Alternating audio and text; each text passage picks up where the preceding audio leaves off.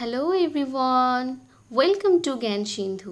আজকে আমি সপ্তম শ্রেণীর গণিত প্রভা বইয়ের চ্যাপ্টার 4-এর পেজ নাম্বার 69 আলোচনা করব। তো তোমাদের যদি আমার ভিডিও ভালো লেগে থাকে তাহলে অবশ্যই ভিডিওটিতে একটি লাইক করবে এবং চ্যানেলটিকে সাবস্ক্রাইব করবে। তো আগের দিন কোষে দেখি 4-এর 1 থেকে 3 আলোচনা করে দিয়েছি। আজকে তারপর থেকে শুরু করব। অঙ্কগুলো করার সময় অনেক খুঁটিনাটি জিনিস আমি তোমাদের সাথে শেয়ার করব, তো ভিডিওটা স্কিপ না করে দেখতে থাকো। আর তোমাদের জন্য ক্লাস 7-এর প্লেলিস্ট আমি তৈরি করে দিয়েছি, যার লিঙ্ক আমি অলরেডি ডেসক্রিপশন বক্সে দিয়ে দিয়েছি। তো চলো আর দেরি না করে এবার শুরু করি। তো আগের দিন 68 নাম্বার পেজ ডেসক্রাইব করে দিয়েছি, তো আজকে এখান থেকে শুরু করছি। তো দেখো কি বলেছে, কোনো জায়গার তাপমাত্রা 12 ডিগ্রি সেলসিয়াস, প্রতি ঘন্টায় সমান হারে তাপমাত্রা কমতে কমতে 8 ঘন্টা পরে সেখানকার তাপমাত্রা -4 ডিগ্রি সেলসিয়াস হয়।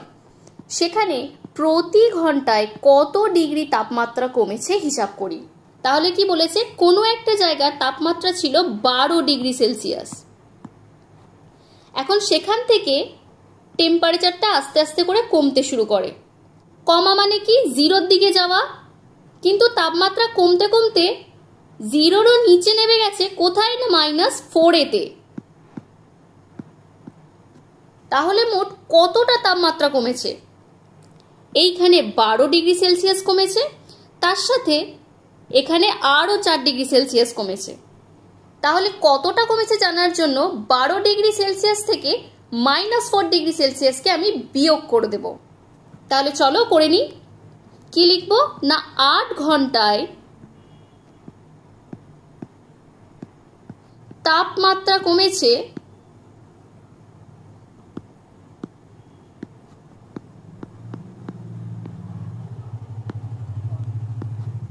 12 ডিগ্রি সেলসিয়াস -4 ডিগ্রি সেলসিয়াস। তাহলে পরের লাইনে হবে 12 ডিগ্রি সেলসিয়াস মাইনাসে মাইনাসে প্লাস আর 4 ডিগ্রি সেলসিয়াস সমান 16 ডিগ্রি সেলসিয়াস। তাহলে 8 ঘন্টায় মোট 16 ডিগ্রি সেলসিয়াস কিন্তু কমেছে।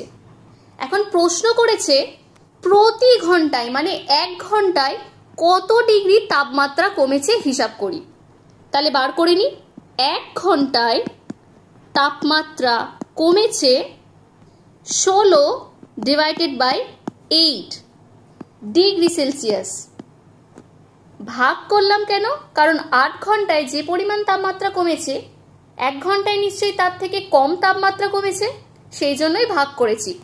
তাহলে 8 2 এ 16, তার মানে উত্তরটা হচ্ছে 2 ডিগ্রি সেলসিয়াস। প্রতি 1 ঘন্টায় 2 ডিগ্রি সেলসিয়াস করে কমছিল। অতএব উত্তর লিখে নেব, সেখানে ঠিক এই লাইনটা দেখে দেখে প্রতি ঘন্টায়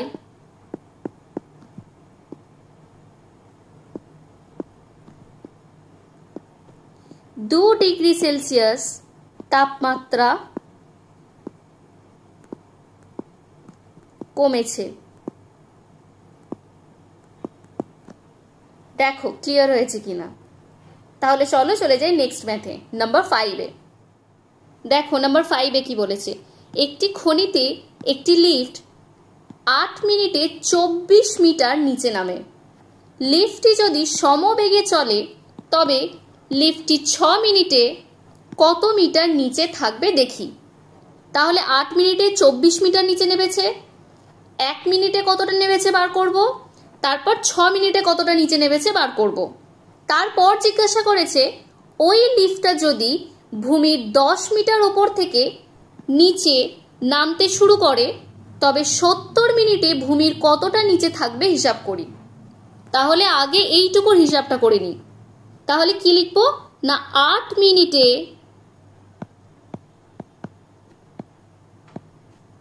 লিফটটি নামে 24 মিটার। তাহলে 1 মিনিটে লিফটটি নামে 8 মিনিটে যদি 24 মিটার হয় তাহলে 1 মিনিটে নিশ্চয়ই তার থেকে কম হবে। তাহলে কি করব না ভাগ করব।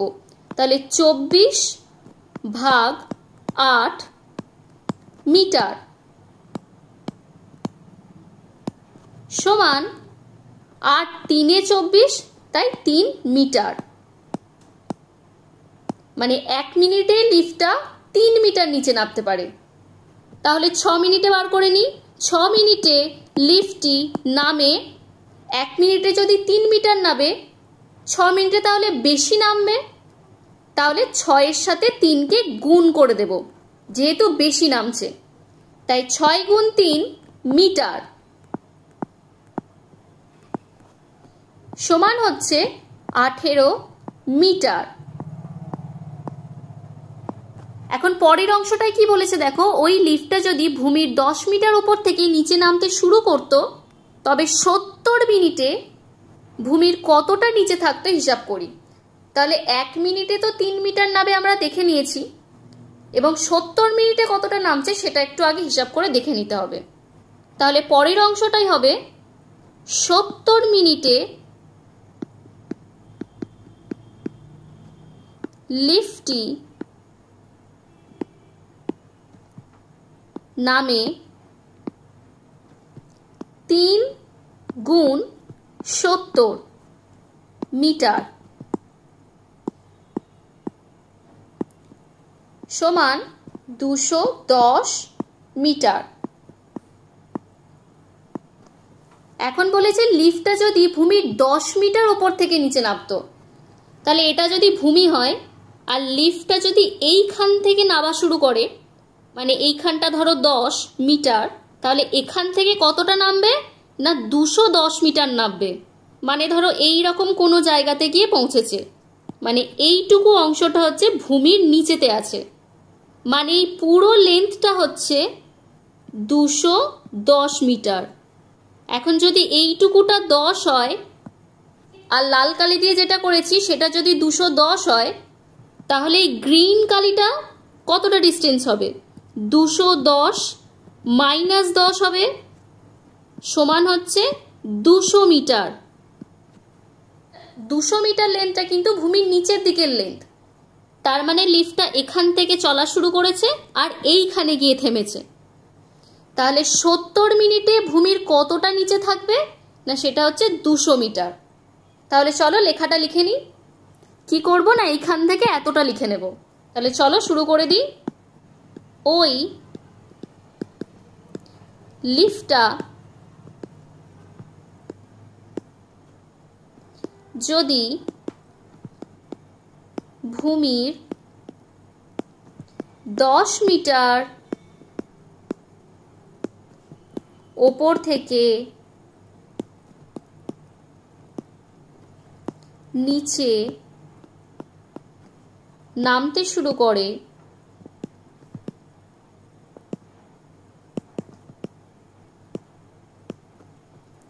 তবে 70 মিনিটে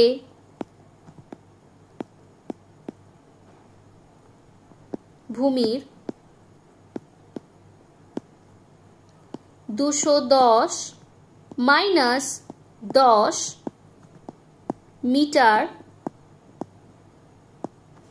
সমান 200 মিটার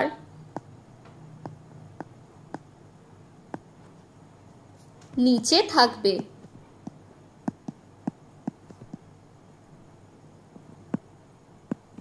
দেখো ক্লিয়ার হয়েছে কিনা।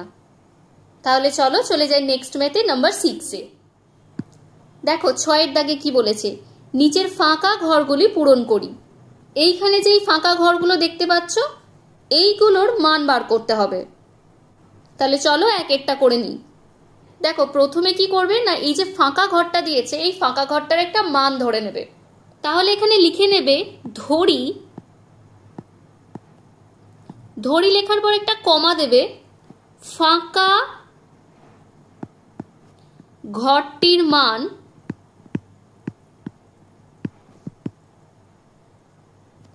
x।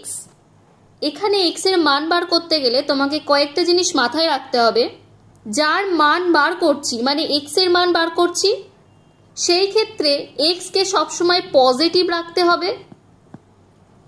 সেকেন্ড হচ্ছে সমান চিহ্নের লেফট সাইডে রাখতে হবে, মানে বাম দিকে। আর এই সরলগুলোর সমাধান করতে গেলে প্রত্যেক লাইনে তোমাকে বা এই ওয়ার্ডটাকে লিখতে হবে। বাইয়ের জায়গায় অনেকে আবার অরও লেখে, ও আর, এবং বা লিখে একটা কমা দিতে হয়। আমি যখন করাবো ব্যাপারটা বুঝতে পারবে। আর একটা কি করতে হয় না, যার মান বার করছি তাকে সবসময় সিঙ্গেল করে রাখতে হয়। একটা করি তাহলে ব্যাপারটা ক্লিয়ার হবে। তাহলে চলো সরলটা লিখে নিই। -16 ডিভাইডেড বাই -2 প্লাস ফাঁকা জায়গাটাতে এক্স লিখবো ইকুয়াল টু -1। এখন আরেকটা জিনিস মনে রাখবে, বদমাস রুল অনুযায়ী কিন্তু আমরা সবসময় ভাগের কাজটা আগে করব, তারপর করব গুণের কাজ, তারপর যোগ এবং তারপর বিয়োগ। তাহলে এই ক্ষেত্রে আগে এইটুকুটার কাজটা করে নেব, এবং এই ক্ষেত্রে যখন পরের লাইনটা শুরু করব সেখানে বা দিয়ে শুরু করব। কেন বা দেব না, একটা লাইনে দুবার ইকুয়াল ইউজ করা কিন্তু যায় না। তাহলে এখানে দিয়েছে -16 ডিভাইডেড বাই -2, তাহলে এই ক্ষেত্রে কি হবে, মাইনাসে মাইনাসে কেটে যাবে। তাহলে ব্যাপারটা হবে 16/2, আর এটা হবে 2 8 এ 16, মানে 8/1, বা লিখতে পারো এটাকে +8। তাহলে এইটুকুটার ক্যালকুলেশনটা হবে +8, তারপর লিখবো +x ইকুয়াল টু -1। তারপরের লাইনে আবার বা লিখবো, এবং এগুলো লেখার পর কি বলেছি, একটা করে কমা ইউজ করব। তাহলে x যেমন আছে সেরকম অ্যাজ ইট ইজ বসিয়ে দিলাম। তাহলে আমার কাজ কি না, এক্সকে একা করা এবং এক্সকে পজিটিভ রাখা। এক্স দেখো অলরেডি কিন্তু পজিটিভ আছে, +x আছে। তাহলে একা করতে গেলে আমাকে +8কে ডান সাইডে নিয়ে চলে আসতে হবে। তাহলে লিখবো এখানে -1, আর +8টা এদিকে এসে হয়ে যাবে -8। তাহলে এই ক্ষেত্রে পরের লাইনে আবার বা দেব, কমা দেব, x ইকুয়াল টু -9। অতএব নির্ণেয় মান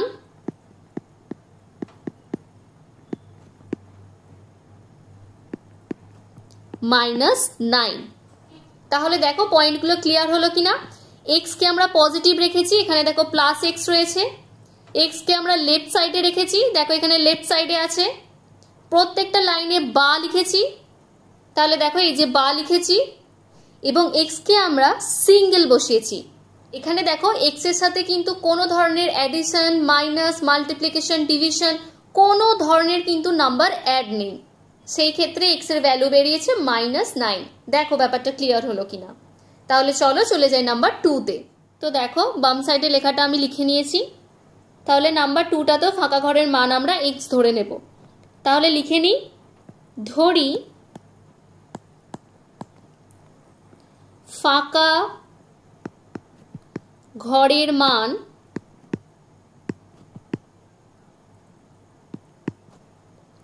এক্স। তাহলে সরলটা হচ্ছে 20 - 50 প্লাস এক্স ইকুয়াল টু -1। তাহলে পরের লাইনে লিখবো বা। তাহলে এখানে এইটুকু অংশটাকে আমি ডান সাইডে নিয়ে চলে যাব।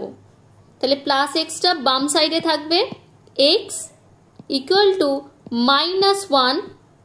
20-র আগে কিছু নেই মানে প্লাস আছে, তাহলে এদিকে এসে হবে -20, আর -50 এদিকে এসে হয়ে যাবে +50। তাহলে পরের লাইনে আবার বা লিখবো, কমা দেব, +x ইকুয়াল টু, সাজিয়ে নিচ্ছি একটু, প্লাসগুলোকে সামনের দিকে নিয়ে নিচ্ছি আর মাইনাসগুলোকে তারপরে লিখে নিচ্ছি। তাহলে এটা হবে বা +x, বা শুধু এক্সও লিখতে পারো, 50। এইটুকুটা থেকে যদি আমি মাইনাস কমন নিয়ে নিই তাহলে হবে মাইনাস ব্র্যাকেটের মধ্যে 1 আর +20। এটা কেন লিখতে পারি, কারণ মাইনাসে প্লাসে এখানে দেখো মাইনাস, আর মাইনাসে প্লাসে এখানে দেখো মাইনাস, সেই জন্য এই লাইনটাকে মডিফাই করে আমি এরকম লিখতেই পারি। তাহলে এর পরের লাইনটা হবে বা দিয়ে এক্স ইকুয়াল টু 50 মাইনাস 21। তাহলে বা দিয়ে হচ্ছে এক্স ইকুয়াল টু 29। অতএব নির্ণেয় মান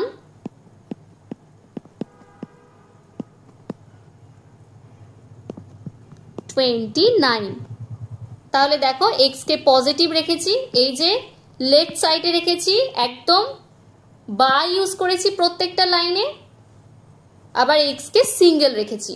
তাহলে এই কটা জিনিসকে আমাদের যদি মাথায় একবার ঢুকিয়ে নেওয়া যায় আর কিন্তু কোনো জায়গায় প্রবলেম হবে না।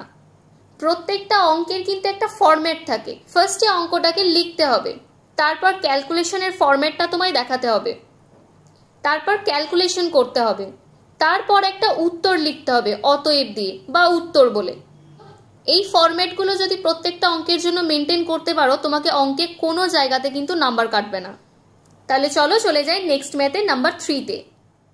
এখন নাম্বার 3 এরটা কি দিয়েছে দেখো, 41 ইন্টু -5 প্লাস ফাঁকা ঘর দিয়েছে ইজ ইকুয়াল টু -3। তাহলে লিখে নিই, ধরি ফাঁকা ঘরের মান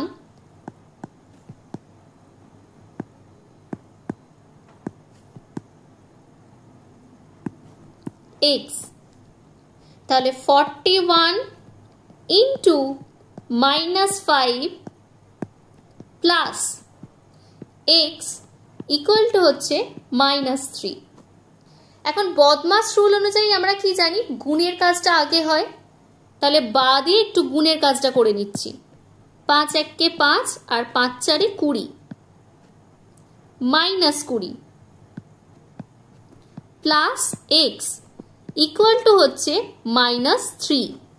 তাহলে পরের লাইনে আবার বা লিখলাম, কমা দিলাম, প্লাস এক্সকে এই পারেই রেখে দিলাম, ইকুয়াল দিলাম -3 আর -205কে আমি এই সাইডে নিয়ে চলে আসছি। তাহলে এটা হবে +205। তাহলে এক্স এর ভ্যালু কত হবে, এক্স ইকুয়াল টু 202। কেন হলো, কারণ যোগ বা বিয়োগের জন্য যখন অপোজিট সাইন দেখব আমরা দুটো নাম্বারের বিয়োগ করে নেব। তাহলে 205 থেকে যদি আমি 3কে বিয়োগ দিই তাহলে 202 হয়, আর বড় নাম্বার যেহেতু 205 তার আগে প্লাস সাইন আছে বলে এখানে প্লাস হবে। দেখো ব্যাপারটা ক্লিয়ার হয়েছে কিনা। তাহলে লিখতে পারি নির্ণেয় মান প্লাস 202। এখন এক্ষেত্রেও কিন্তু এক্স এর ভ্যালু পজিটিভ, লেফটে আছে বা দিয়েছি, আর এক্স কিন্তু সিঙ্গেল আছে। তাহলে চলো এবার চলে যাই নাম্বার 4-এ। এখন 4-এতেও লিখে নেব, ধরি ফাঁকা ঘরের মান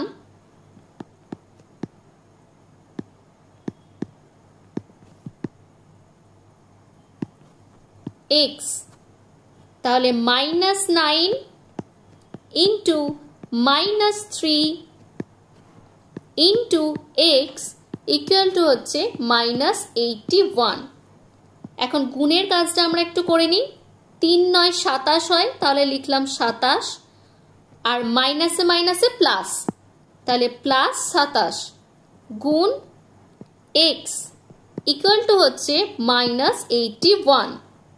এখন এক্স এর সাথে 27 কি ফর্মে আছে না গুণের ফর্মে আছে। তাহলে 27 বাম দিক থেকে ডান দিকে গেলে কি হবে না ভাগের ফর্মে চলে আসবে।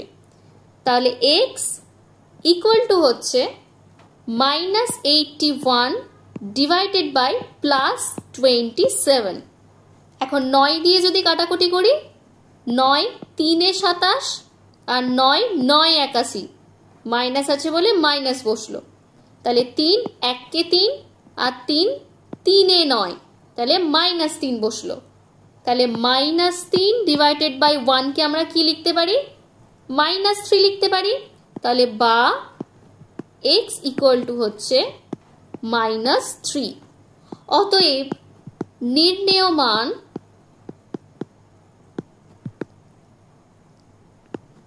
-3। দেখো ক্লিয়ার হয়েছে কিনা। তাহলে চলো চলে যাই নেক্সট ম্যাথে নাম্বার 5-এ। দেখো নাম্বার 5-এরটাতেও তাহলে ফাঁকা ঘরটার মান x ধরে নেব। তাহলে লিখে নিই, ধরি ফাঁকা ঘরটির মান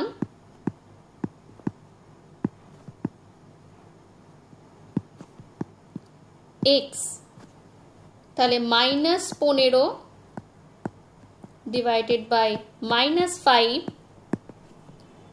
মাইনাস এক্স ইকুয়াল টু হচ্ছে -1। তাহলে পরের লাইনে বা দিয়ে তাহলে -15 ডিভাইডেড বাই -5 কে একটু এই ফরম্যাটে লিখে নিলাম, -x K as it is বসালাম ইকুয়াল টু -1। তাহলে পরের লাইনে এটার কাটাকুটি করছি, 5 1 কে 5 আর 5 3 এ 15, ওপরের আর নিচের মাইনাস কিন্তু কেটে গেল। তাহলে এটা হলো 3/1, যেটাকে আমি লিখতে পারি 3 - x ইকুয়াল টু হচ্ছে -1। এখন x কে একা করতে হবে, তাহলে -x কে এখানে রেখে দিলাম, এদিকে -1 রইল আর +3টা ওদিক থেকে এদিকে এলে -3 হয়ে যাবে। তাহলে কি হলো, বা -x ইকুয়াল টু হচ্ছে -4। এখন এখানে আমি কি বলেছি, x কে পজিটিভ রাখতে হবে, কিন্তু x দেখো এখানে মাইনাস হয়ে বসে আছে। তাহলে এখানে কি করব না, x কে পজিটিভ করব। উভয় দিকেই মাইনাস আছে, তাহলে এই মাইনাস আর এই মাইনাস কেটে যাবে। তাহলে সেই ক্ষেত্রে লিখতে পারি x ইকুয়াল টু 4। অতএব নির্ণেয় মান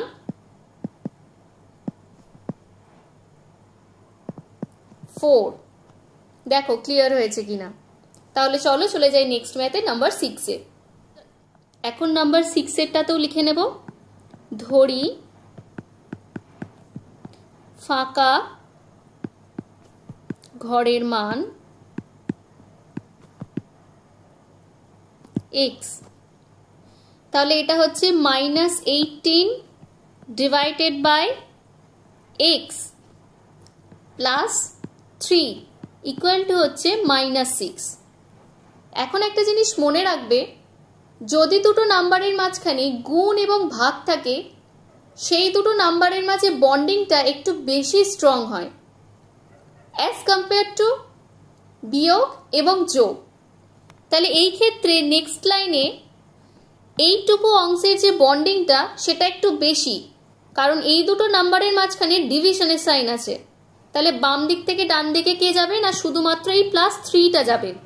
তাহলে এটা লিখবো -18 divided by x equal to -6 আর +3 এদিকে এসে হবে -3।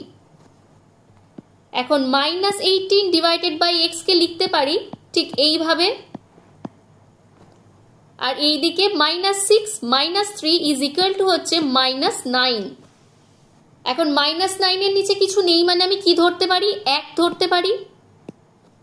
এবং ইকুয়ালের ডান দিক এবং বাঁ দিক যদি এরকম ভাগ ফর্মে থাকে, তাহলে আমরা কি করব না, কোনাকুনি গুণ করব। 18-র সাথে 1 কে গুণ করে লিখব আর x এর সাথে -9 কে গুণ করে লিখব। তাহলে বা x into -9 is equal two -18 into 1। তাহলে পরের লাইনে বা লিখলাম। এখন 18-র পাশে গুণ 1 লিখতেও পারি, নাও লিখতে পারি, কারণ -18-র সাথে 1 গুণ করলে -18ই পড়ে থাকে। তাহলে x এর সাথে -9 যেহেতু গুণ ফর্মে আছে, তাহলে এই দিকে গিয়ে হয়ে যাবে ভাগ ফর্ম। তাহলে -18 ডিভাইডেড বাই -9। তাহলে 9 1 কে 9 আর 9 2 এ 18, আর এই মাইনাস আর এই মাইনাস কেটে গেল। তাহলে সেই ক্ষেত্রে আমি x এর মান লিখতে পারি 2/1, যেটাকে আমি লিখতে পারি 2। অতএব নির্ণেয় মান +2। দেখো ক্লিয়ার হয়েছে কিনা। তাহলে চলো চলে যাই নেক্সট ম্যাথে নাম্বার 7-এ। তাহলে নাম্বার 7-এও সেম একটা লাইন লিখে নেব, ধরি ফাঁকা ঘরটির মান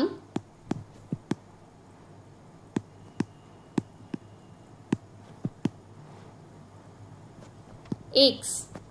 তাহলে এখানে হবে x divided by 4 - 2 is equal to -7।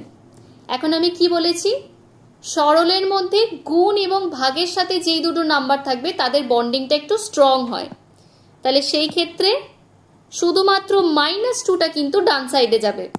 তাহলে x divided by 4 equal to হচ্ছে -7, আর -2 এদিকে এলে হবে +2, বা লিখতে পারি x divided by 4 is equal to -5। তাহলে বা দিয়ে x ডিভাইডেড বাই 4 আছে, তাহলে এইটুকু অংশটা এদিকে এসে কি হয়ে যাবে না গুণ 4 হয়ে যাবে। তাহলে x ইকুয়াল টু -5 ভাগ 4টা এদিকে এসে হয়ে যাবে গুণ 4। অতএব বা দিয়ে x ইকুয়াল টু 5 4 20, আর প্লাসে মাইনাসে মাইনাস। অতএব নির্ণেয় মান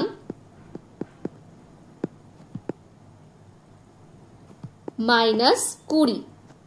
দেখো ক্লিয়ার হয়েছে কিনা। তাহলে চলো চলে যাই পরের অঙ্কে, নাম্বার 8-এ। নাম্বার 8-এও দেখো সেম ম্যাথ দিয়েছে। তাহলে ধরি ফাঁকা ঘরটির মান